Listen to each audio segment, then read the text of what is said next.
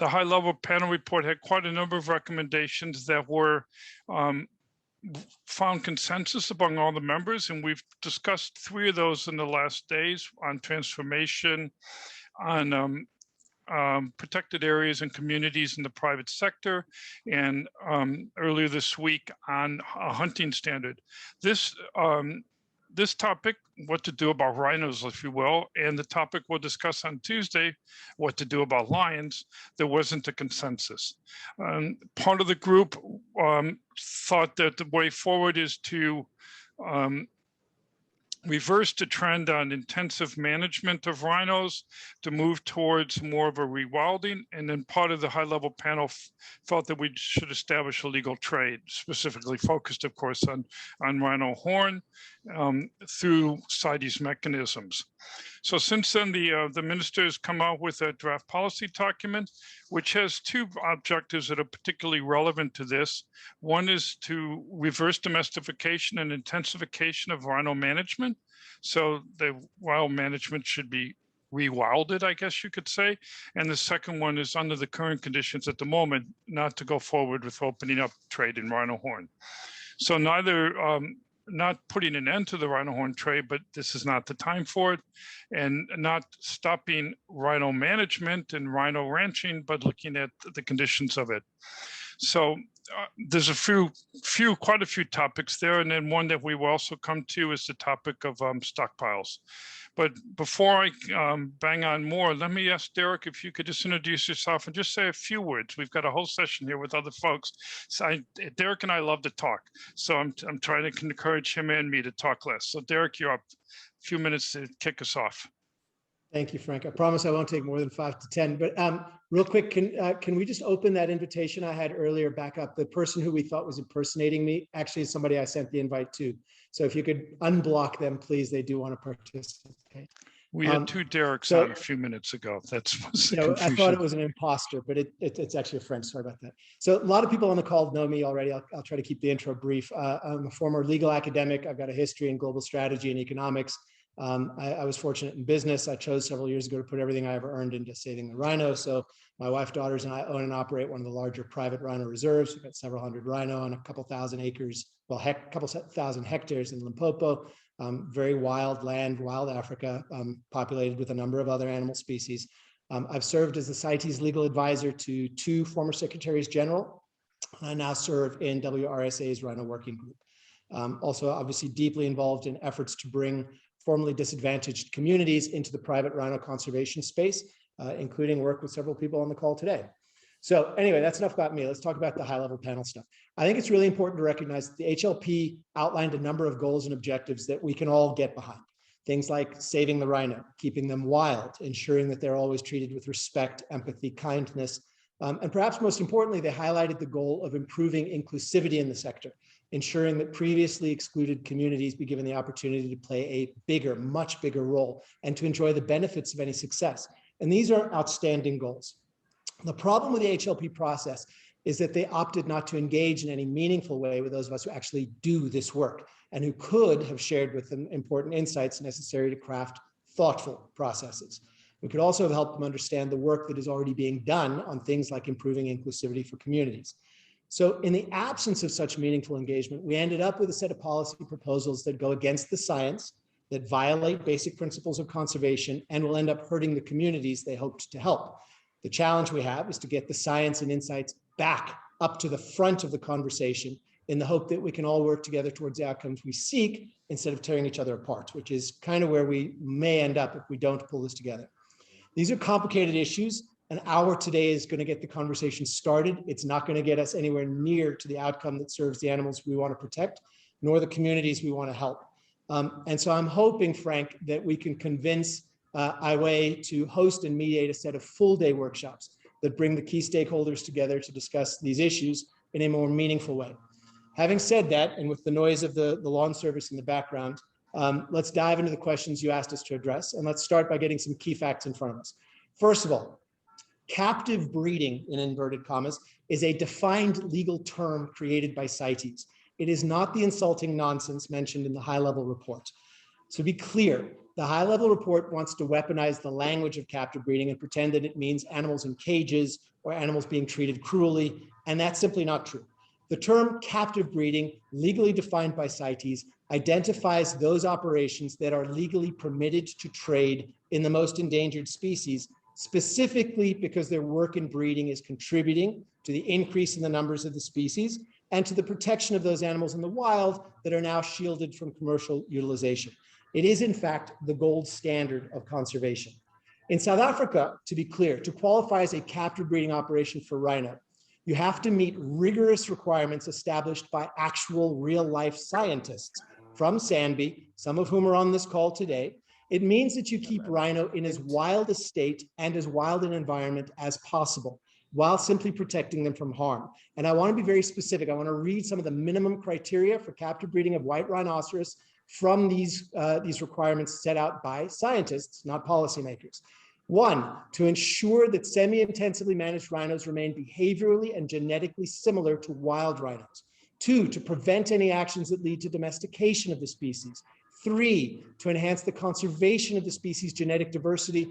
4, to ensure that the placement of white rhino CBOs avoids sensitive biodiversity areas in the landscape, do not result in the fragmentation of continuous natural landscapes, and do not compromise ecosystem integrity and the conservation of other plant and animal species. So this is scientifically designed to be the very highest standard of conservation. And that's something people need to understand before we start to talk about policies.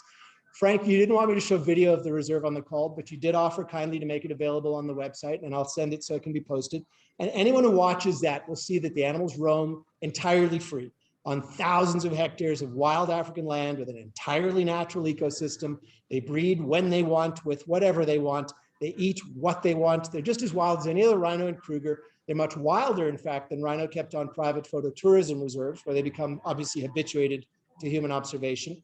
This is the gold standard of conservation. It's what has allowed those of us who work in private conservation to grow our herds by as much as 300% the last 10 years, while poaching has seen government-managed rhinos slaughtered so badly that their numbers have dropped by 70 to 90% over the same time period. So we've gone from 3,000 rhino to about 9,000. Government's gone over the same time period from 18,000 or so to probably close to 2,000. And that outcome speaks to the value of the private model. I'm just going to try to get this gentleman to move, but I don't think I'm going to get to it. Anyway, one of the questions you wanted us to address, Frank, is how can rhino conservation contribute to rewilded landscapes? And the answer lies in examples such as the reserves at our CBOs. Our land was cattle farming land.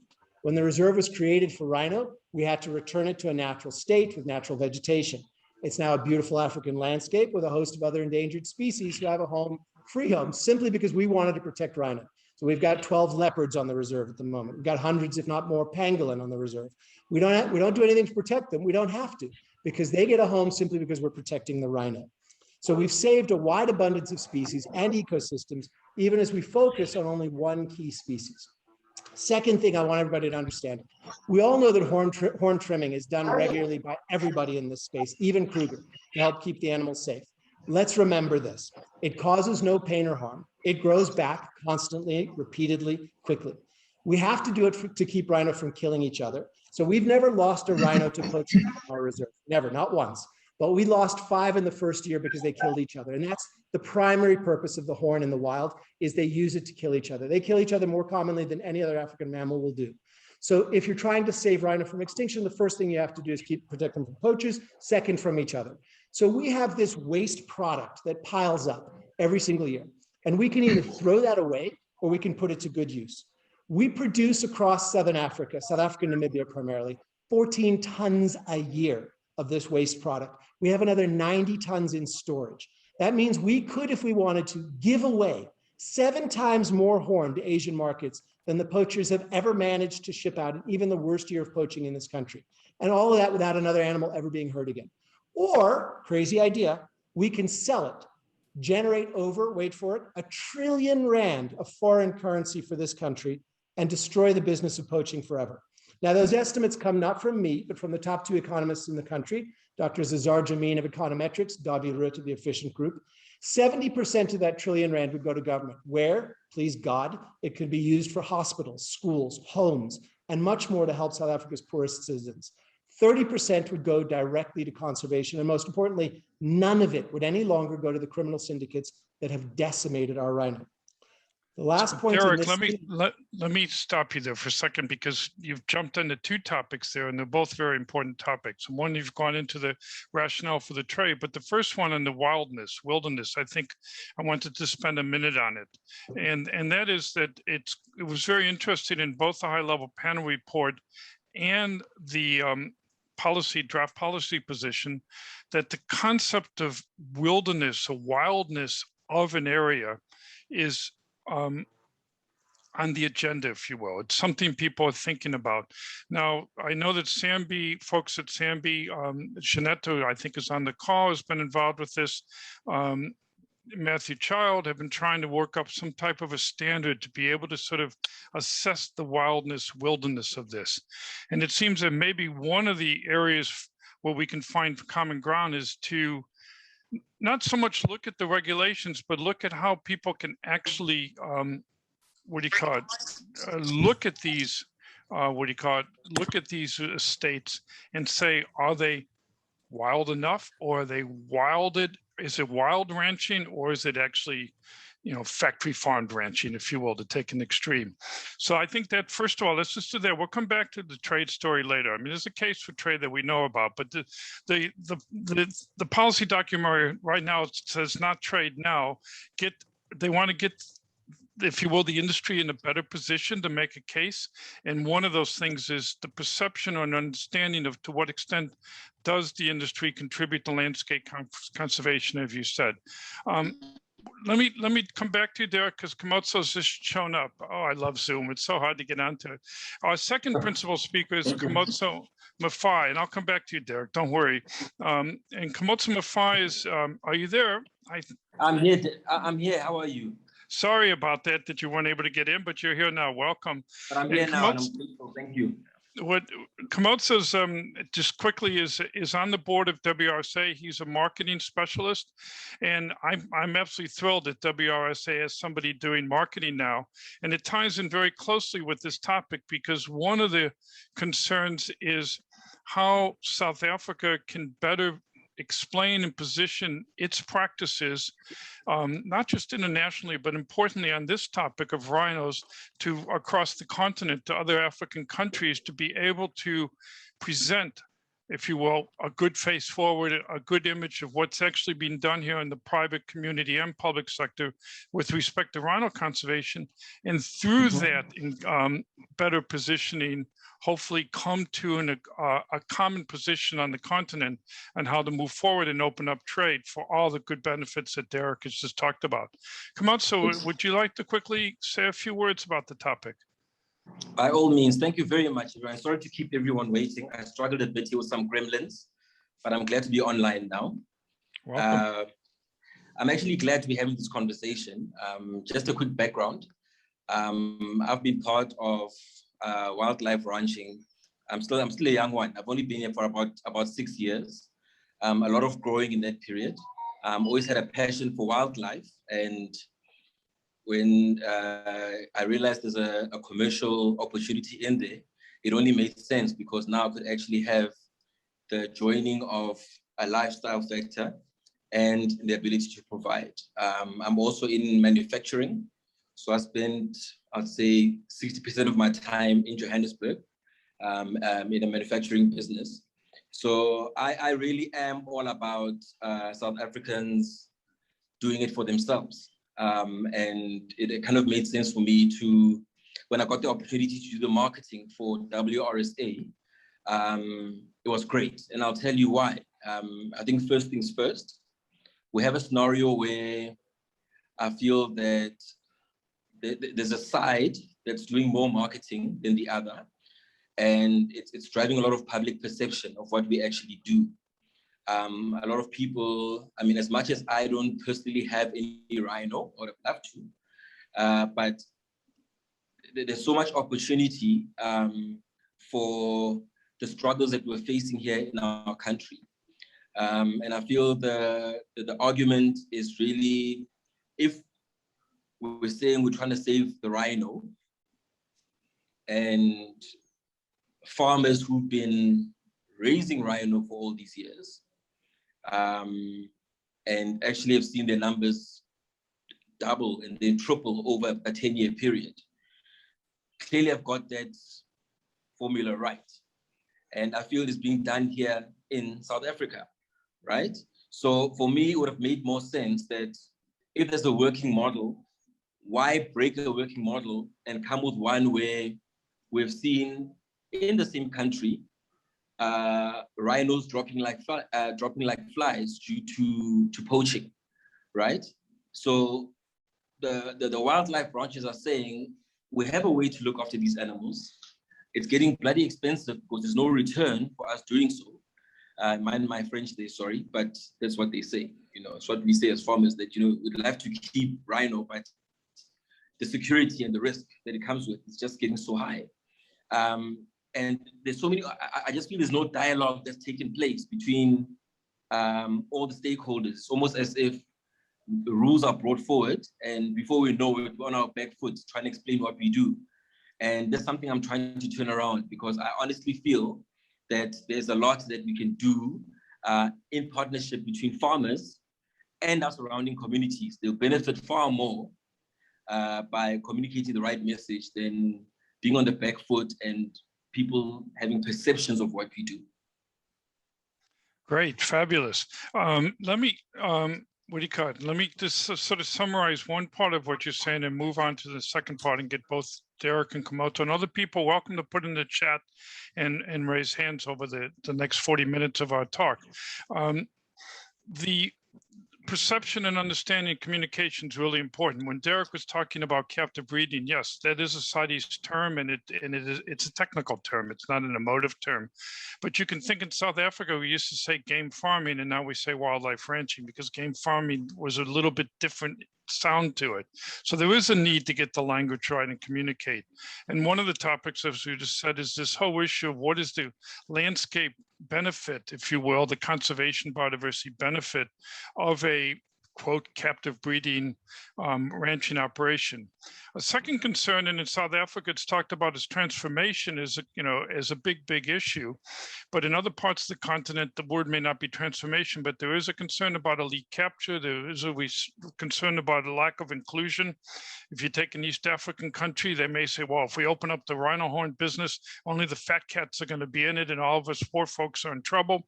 So how do you see as another key topic on the industry, making the industry more inclusive, to transform the industry, get more engagement? So start with Kgomotso, and then we can ask Derek about the opportunities to transform, if you will, and make the sector.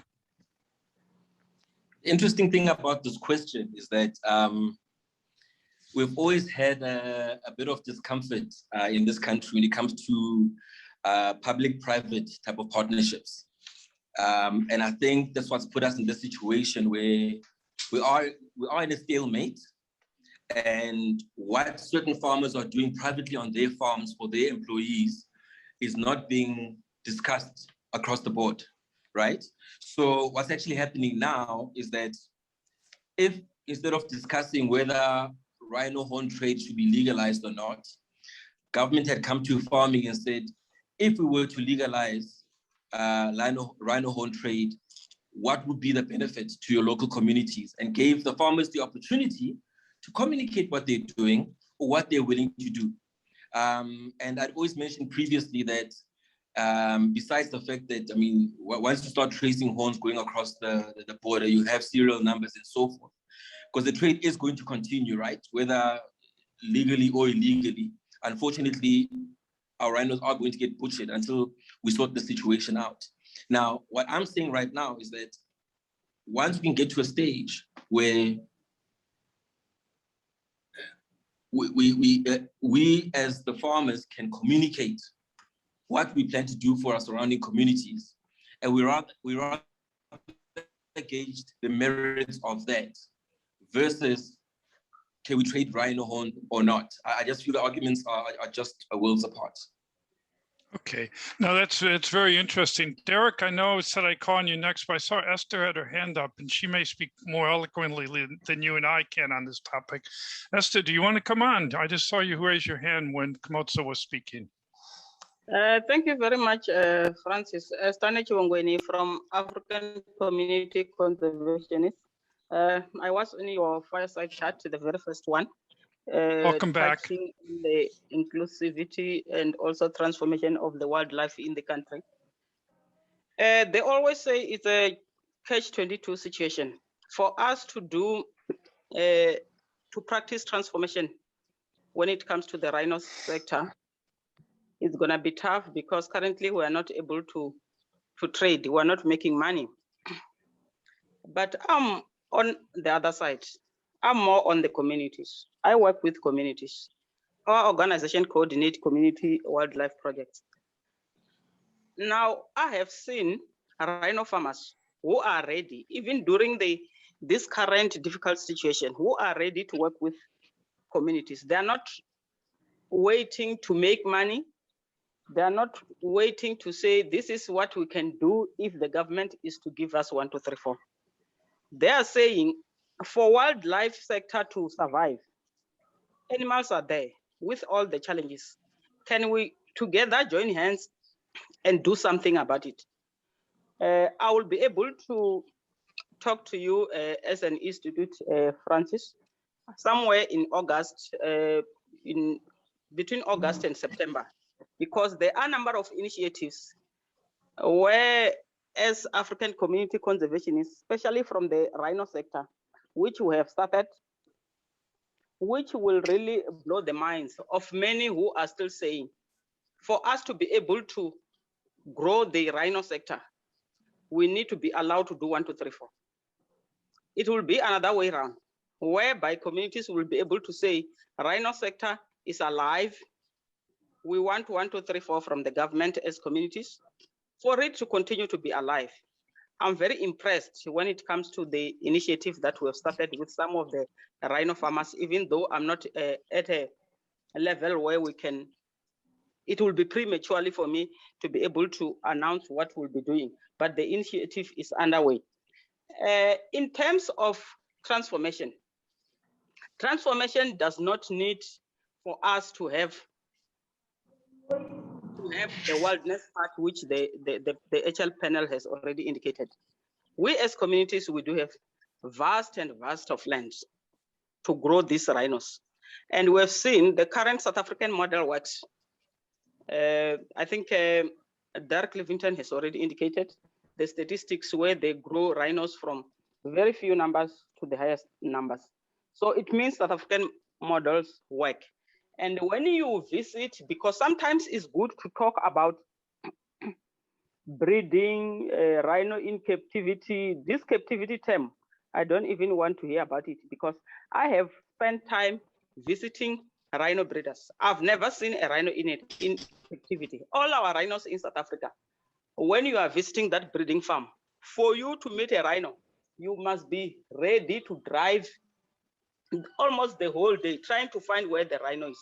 So that wilderness part currently with our model is already covered. So we don't have to worry, Francis, when it comes to the wilderness model.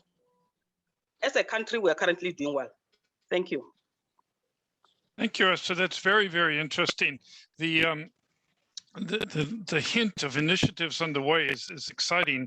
And I think one of the messages, obviously, that has to go back to the ministers, whatever they decide to do, they have to make sure it's an enabling environment, that they don't close initiatives and innovations from the ground, but actually support them. So it has to open up opportunities for experiments, new partnerships, new relationships, and so on.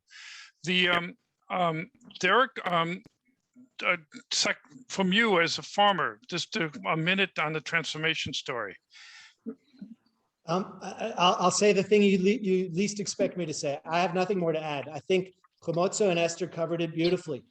Yeah, Esther's completely right. Kgomotso says there needs to be a commercial motivation, and Esther highlights that point as well. You know, if we want to get communities involved, you know, we have to share the dream with them, both in terms of the excitement of conservation, but also that there is some reason to do this, so that communities know that the land they have and the funding they have will bring a return on their effort and investment. And I don't have anything further to add, except to say that, yeah, I think we do need much further dialogue than this hour will permit to explore the reasons why this is being obstructed by folks, and to highlight the fact that it is legal now. There's so much disagreement about that. And then the last thing I'll say is you do have Jeanette on the call. You mentioned standards for making sure the land is wild. Those standards exist. Jeanette was one of the primary authors of those standards. That's what I was quoting earlier. We're not allowed to be called captive breeding operations unless we live up to those standards today.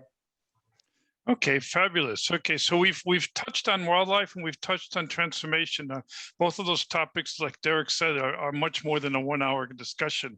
They could be big things on themselves. And we've also started to touch on use of language. James says in the chat about the use of the word domestication. It's actually in the policy objective in the draft policy position that says reverse domestication and intensification of management of rhino. And like an idiot, when I first read that, I just thought of zoos, because zoos are the ones that really have domesticated rhinos, and they do breed them up and put them in jail for the rest of their life. But it's those words like captive breeding, even transformation, getting those words right, getting a definition, understand what we're talking about can be quite critical. And so at some point, the policy document will have to have words like that if they're going to use them defined, so we all can say, okay, when we use this word, we mean X. When we use that word, we mean Y. So I want to move on to a second part of the dilemma that we've got is, it's understandable, not just on this topic, but in topics in general, that the minister and the Department of Forestry, Fisheries and Environment has a desire to, back to marketing Kgomotso, to improve the image of the country as a wildlife sector leader. That is, so they want to make sure that things are in line with respect to wildness, transformation, inclusion, and so on. And in this particular case, that sort of spills out in an interesting way. Derek can give you the explanation of it. Yes, technically, legally, you could trade rhino horn today under CITES. There's no problem about it, but there's a geopolitical world we live in. And what the government is expressing, I see, is that they want to not do this until they have agreement with other African countries, and one would say specifically the range state countries.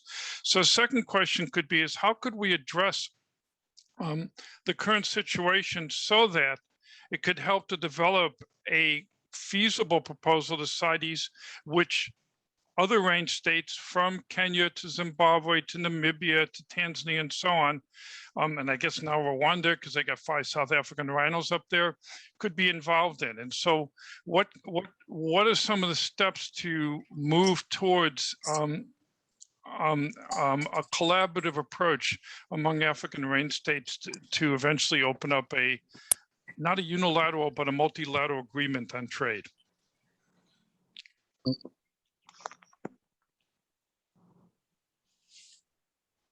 So maybe I've got a note here that Diana Marwa-Gepo from Zim is here, who's the National Rhino Coordinator. Diana, could you say a word or two about moving towards an African position on rhino trade? Or a reflection on it, not an official statement, of course.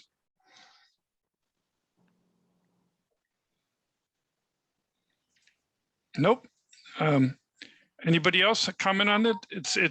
I think it's a key issue that South Africa doesn't really want to do this on their own. I can see that all through the report. Can I comment? Yes, come in. I'd just like to point out that there has long been consensus within the SADC nations. I mean, we all saw about 2-3 years ago what Swaziland, Eswatini, the Rileys hosted here in Johannesburg to bring the SADC countries together. There's been a consensus. We have 30 years of established South African policy clearly stating that trade is critical to saving rhinos from extinction. That consensus existed right up until the high-level panel did damage to it by bringing into doubt our commitment to conservation. So if you look at the announcements recently from Zimbabwe, Namibia, Zambia, and I can't remember who the fourth country was. These are countries that are talking about leaving CITES just to facilitate trade in ivory and rhino horn. And that's a very dramatic step that's completely unnecessary. So I'll admit that I'm flying out this weekend to meet with the Zambian government on Monday to talk about that. we've got discussions underway with the Namibian government that have been put on hold because of COVID and other stuff. But these conversations are happening. That consensus exists. It's South Africa that is doing violence to that consensus now. Sorry, I think Kgomotso was trying to say something too, so I'll shut up. Okay, Kgomotso? Yes, I was just saying it's funny. I think I'm the youngest guy in this whole discussion in regards to experience, and sometimes my perception could be a bit naive. Now, for me, the interesting thing here is that these are South African rhino, and we've got an issue with our rhino being poached. And if nothing is done, there's a risk of extinction at the rate things are going. So at the rate things are going, if there were no private game farmers, I'm sure my great grandkids would probably see a rhino on Google versus in real life. And I've always said, are we trying to stop rhino horn trade, or are we trying to save the rhino? We need to be very clear on what we're trying to do here, because once you formalize the process in which there is no rhino horn that can be traded illegally without any ramifications. Now we know that there's a market of 1 billion people who order the stuff in bucket loads. So the demand is there. The question is, how do you manage this demand legally and keep the rhino alive in the process? That for me is the question that I'm wondering why we have to explain, like I said, it could be naive, but I mean, it's just really been that question of if the horn can be removed properly and it grows back over time, and can actually provide a way of looking after the community that rhino is actually roaming, versus leaving it out there to get butchered in the middle of a national park with a tracker around its neck. I just don't see what value it brings to consuming the actual rhino in the long term. Well, Kgomotso, it's a very good point. It's great to have a young perspective on this. If you think that this industry has been not allowed legally since before the mid-70s, in the mid-70s it was closed down internationally. It's a long time since legal rhino trade has really been around. But you're 100% right in saying that the logic of it is there, but the world works in funny ways, and there's very there's very different views on this in different parts of the continent, and how you could, and concerns that, opening up trade will cause pressure on for more illegal trade, will cause pressure on more vulnerable stocks and locations in other countries and so on. So it seems to me that whether we like it or not, that the South African government doesn't really want to take a unilateral position on this, and they want to make sure that they can move forward. Diana, you're back on. Would you like to say a comment from your perspective? Oh, do you want to mute on me? Oh, well, I almost had you. Okay. Any other comment about how, I hear what Derek is saying with the SADC countries, but sadly, SADC on its own doesn't swing CITES. CITES, and what will swing CITES more will be a broader set of African nations beyond SADC. But SADC on its own is obviously a powerful voice, but it's not the only voice on the African continent on the rhino trade. And so to some extent, it seems to me we've got a situation where the wildness issue, getting that language right, the transformation issue are pieces of moving towards a South African model that might be able to be more, how would you say, marketable, to bring more countries on board. Because as you rightly say, Kgomotso, the model has proven that rhinos can be produced and protected. It's so that the technical model is there for sure. Okay.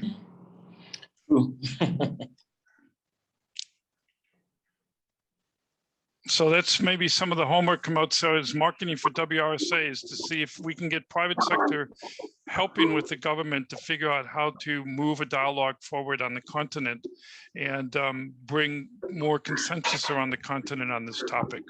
which I think makes, to me, the way I read the policy document is that that's the way it seems to be going. But in that context, there's a third point, and I'm going to come back to Derek on this one that I would like to raise, and that is, there's not, as I said, there wasn't really consensus on the management of rhinos, but there was a consensus among the high-level panel that we need a coherent stockpile management program. And it could be a management and stock program to hang on to them, or it could be a management program that includes disposal. And that the disposal, again, is a complicated part, but that somehow there needs to be a way to deal with the existing stockpile of horn, and to, whether it is to protect it, to regulate it, to maybe use it for conservation purposes, and so on. So Derek, I imagine you have views on stockpiling. So let me let you kick off and then come back to others. Well, I come at it from a conservation perspective. As far as I'm concerned, we need to make decisions that serve the rhino that produced the horn. So, you know, one can approach that in two different ways. You can throw horn at the market, swamp it, destroy the business of poaching that way. That's not the only way or even the most effective way to end poaching. The most effective way to end poaching, you know, those of us who've succeeded in it so far can tell you, simply to invest in the technology necessary to protect those animals. So a little bit of funding goes a very long way. You know, people don't not steal Mercedes because we stopped them from wanting to, or we threw so many Mercedes at the market. They don't steal Mercedes because you need the key to start the car. You know, so there's some protection in place. People still want a Mercedes, but they don't take yours, except in this country. Yeah, because they're protected properly. So I think the best way to manage the stockpiles is to optimize the financial returns to those reserves that are providing the horn. So Kruger could be funded for the next 100 generations by strategically selling its stockpiles. Throw the horn at the market, we may decimate price. Now, I'm okay with that. I am. You know, this isn't about my economic return. It's about what do we do for the rhino. But I think funding conservation has to be the first goal here. So I think, you know, destroying these stockpiles it's tragically moronic. You know, all it does is it elevates the value, and it heightens the market's demand for it. So that's my take on it. Okay, so if South Africa is not going to go in the very near future, certainly not this year or next year, into opening up international trade, is there perhaps a role for the South African government to set up a facility, a fund, a beer-style central selling organization that at least starts to take buy the horn from Kruger, buy the horn from you, Derek, and from others, and hold it, and then they may decide to destroy it. That's their business. But to actually pay for the conservation of the animals now domestically, without going, you know, and using, you know, government funds or funds the government could raise to support maintaining those stockpiles and benefiting people. I wouldn't endorse a government-run operation, because then we'll end up with an operation that is as intelligently run as ESCOM, as, you know, the COVID protective mechanisms, as the pothole repair. I think private enterprise has a lot to offer here. So I think this is ripe for public-private partnership. Okay. Yeah. Well, that's it. I would, as a businessman, I would imagine you would say that. I'm skeptical of the state, but in principle, there's a need for people that are actually providing rhino management services now to get revenues. They can't get revenues by exporting, so could they get revenues somehow domestically? And as you say, maybe there's a possibility for a public-private partnership to create some type of a facility that could pay for the horn, and then either hold it for when trade becomes legal or whatever. Anybody else, comments, questions about, again, the high-level panel suggests this, but how to actually operationalize it is really tricky. How do you have a coherent stockpile management program? How do you put that in place? And is it under the state or what have you?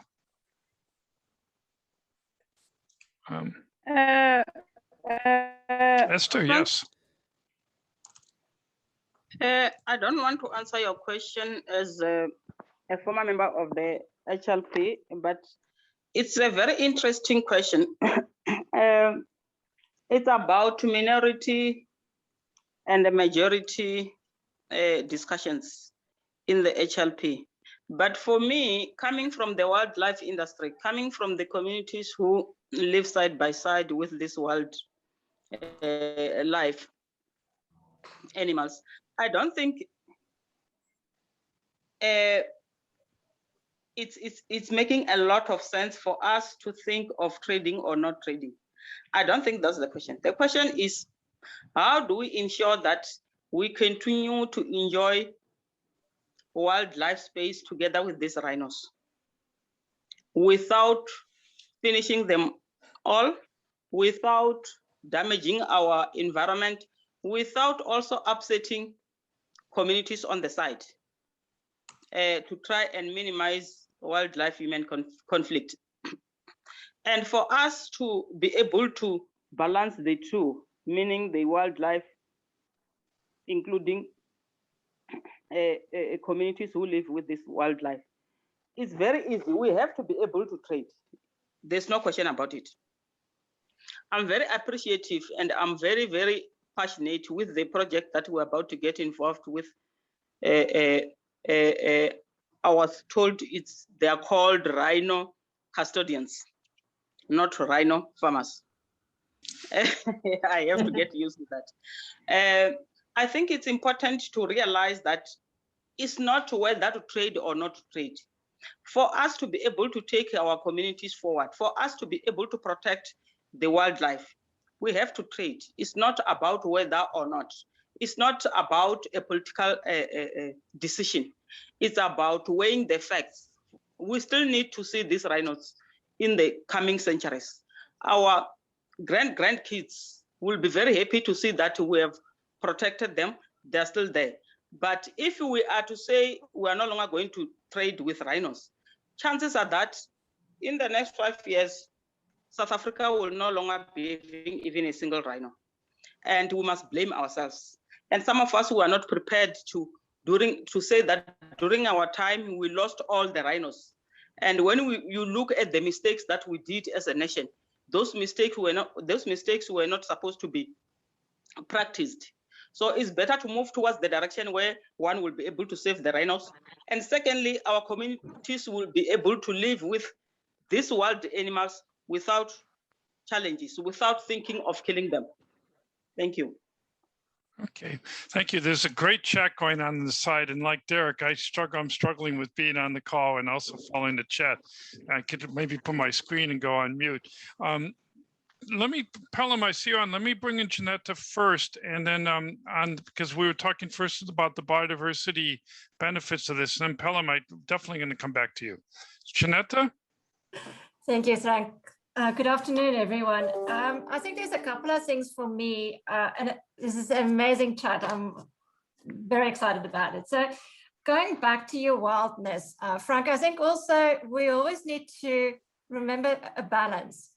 And given the current situations, we need to find a balance between being able to protect rhino with the lowest investment cost, so it doesn't cost you, and it costs you more to protect rhino on 50,000 hectares than it costs you to protect it in 5 hectares or 10 hectares or 20 acres, whatever the case might be, and trading off against the wildness of rhino. Once we pass the poaching crisis, we can go back to the norm, but you can't expect people that own the majority of the rhino to protect rhino your way, but not paying them to protect them your way. And that for me is also where trade comes in. Trade can be a perverse incentive, or it can be a brilliant incentive, depending on where you put it. So if we continue and saying, you know, even if we were to go to route and say we're only going to trade rhino horn from CBOs, then the majority of our rhino are going to end up in CBOs.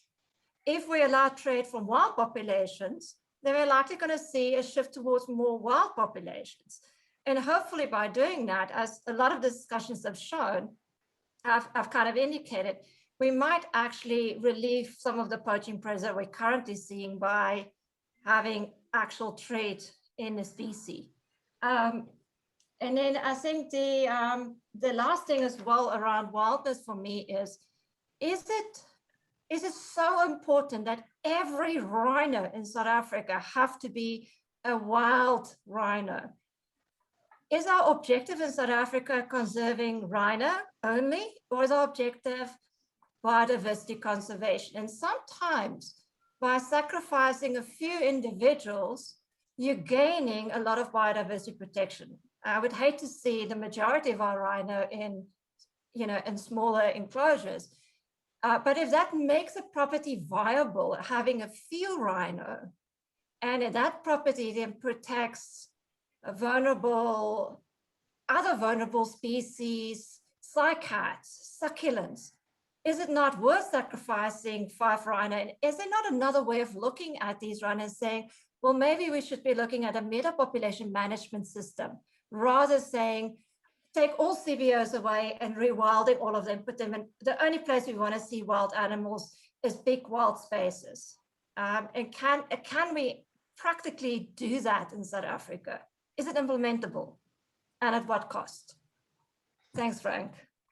Thank you, Janetta. Very interesting points. And especially, we talk a lot about rhino sales because, there's money to be made there.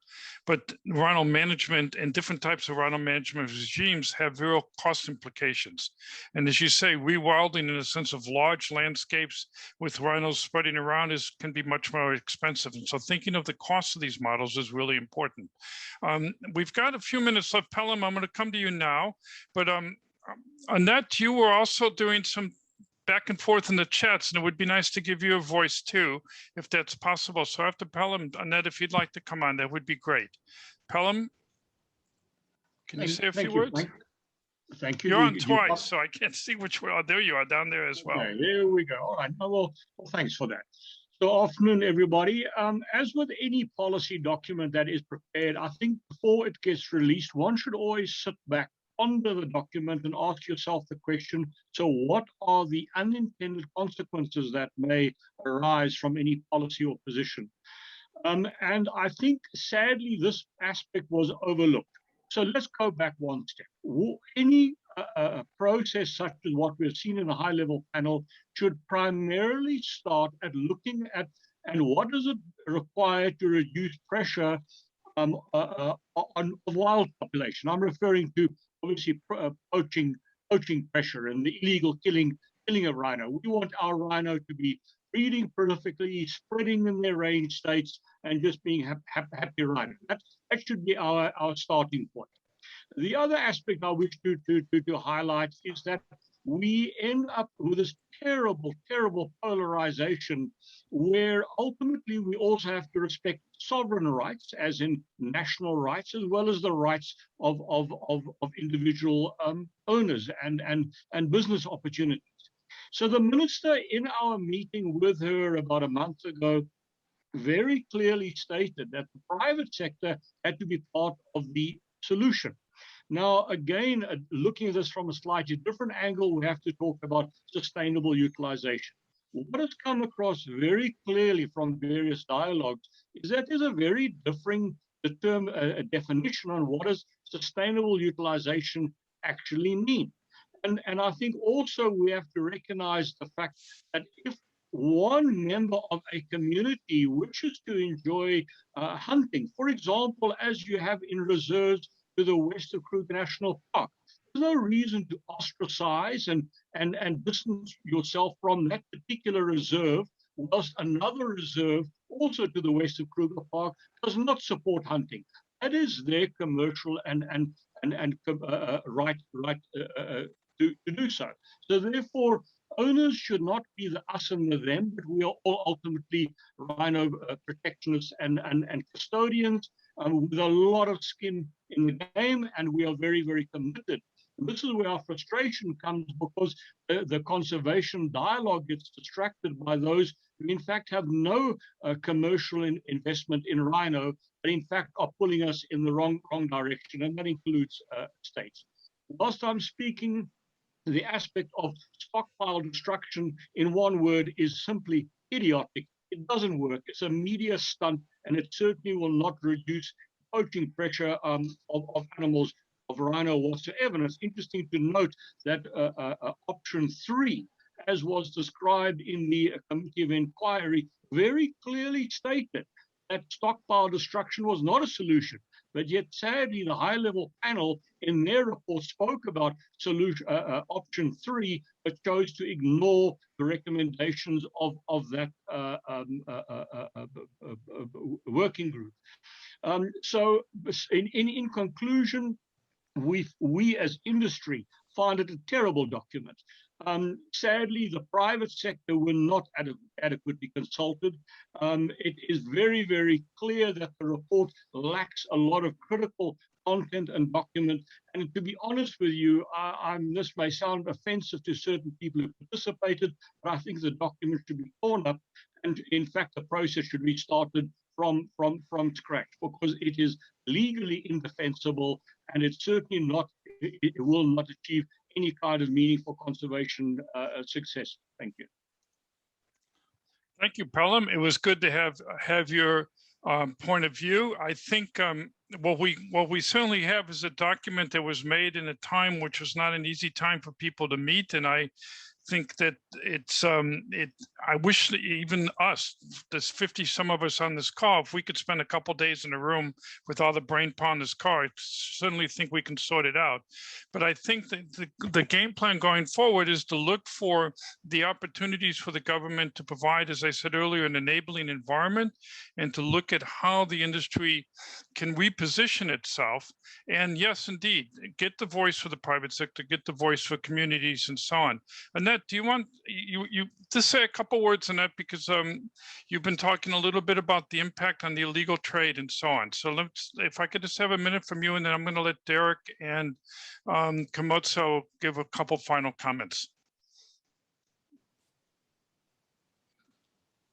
Right. I just very briefly, I was just struck earlier when I was sort of going through the news, hearing about Dawie Groenewald being rearrested, and just struck me over the years. And apologies if I'm wrong, but I haven't really seen any call outs by the industry or by the private rhino owners about sub-legal activities. And I see that in the chat, several people have said, well, it's not really illicit and it's different perceptions of legality.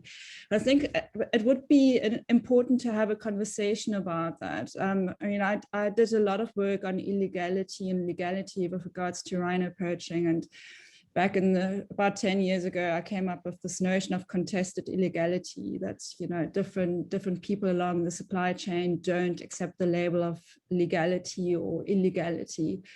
But, ultimately, and I think that's just come up in comments by Julian and others, there is an international reputation that is at stake. And I think maybe one needs to talk a bit about self-regulation and something. I mean, I respect what Esther said, but the level of transformation or the whiteness of the sector is a bit of a perception issue, especially from outside. So it is issues that perhaps need to be tackled, but I don't think we can cover them in the last 5 minutes. So I just wanted to, it just struck me that we're talking about rhino horn trade today, and Dawie Groenewald is basically back in court. So anyways, thanks.